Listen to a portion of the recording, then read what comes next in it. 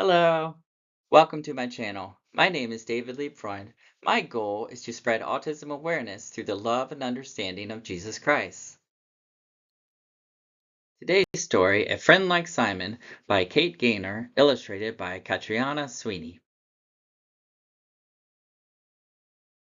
Hi, my name is Matthew, and I would like to tell you a story about a friend of mine.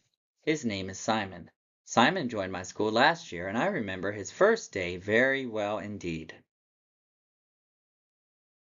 When I arrived at the door of my classroom, Simon was standing outside with his mom.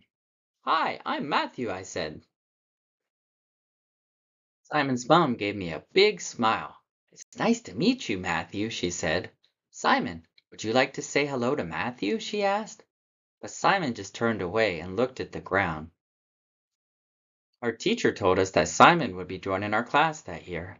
He would take part in most of our lessons, but sometimes he would get help with his work from a special teacher too. I thought Simon would like our school a lot. It really is a great school, apart from just one thing, a girl called Hetty, or Horrible Hetty as I like to call her. Hetty was always pushing her way to the front of the queue at lunch. "I'm next," she'd say, when it was someone else's turn, and she would make a horrible, mean face. Every day after we ate our lunch, my friends and I would go to the schoolyard and make up new fun games to play. On Simon's first day, I asked him if he wanted to join in, but Simon seemed to like being on his own.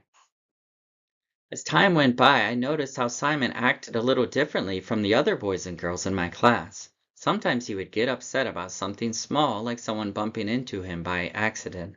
No one could understand why or even what he was upset about. Simon always liked to arrange the books and pencils on his desk in the same way every day. He didn't like it very much when anything changed at all. Sometimes he would get upset about things like the school bell ringing or having to move seats. Because Simon was a little different from my other friends, I soon stopped asking him to take part in games, and sometimes I got annoyed if teacher tried to get him to join in. I just wasn't sure if I wanted to have a friend like Simon.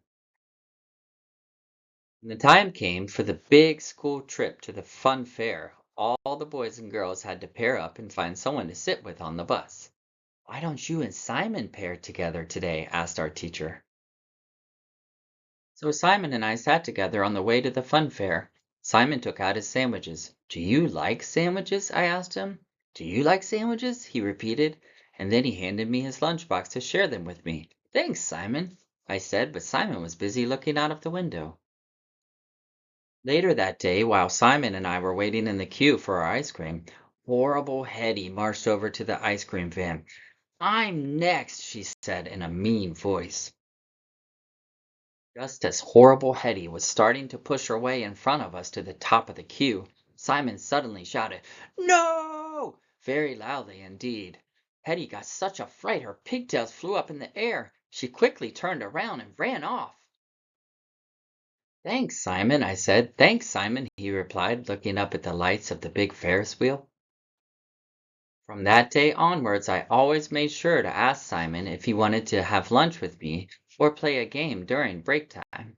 Some days he would join in, but other days he just wanted to be on his own, which was okay too. The other boys and girls in school soon learned that even though sometimes Simon acted a little different from us or didn't have a lot to say, he was just the same as everyone else in our school. Simon helped me to see that leaving someone out because they are different is something that only a horrible Hetty would do. He also showed me just how great it is to have a friend like Simon. Do you have a friend like Simon? Why don't you tell me your story? I would pause the video here and read this page entirely, but I'm going to highlight how to use this book. When an autistic child joins a mainstream school, many children can find it difficult to understand and cope with a student that is somewhat different to them. This story encourages other children to be mindful and patient of the differences that exist and to also appreciate the positive contribution that an autistic child can make to the group. I leave you with this from Galatians 5. "But the fruit of the Spirit is love, joy, peace, patience, kindness, goodness, faithfulness, gentleness, self-control. Against such things there is no law. Now those who belong to Christ Jesus have crucified the flesh with its passions and desires. If we live by the Spirit, let us also walk by the Spirit. So let us walk by the Spirit with our friends with autism, who may not be able to practice self-control. We can show them patience and kindness and goodness and gentleness, and most importantly, let us show them our love through our understanding. God bless you.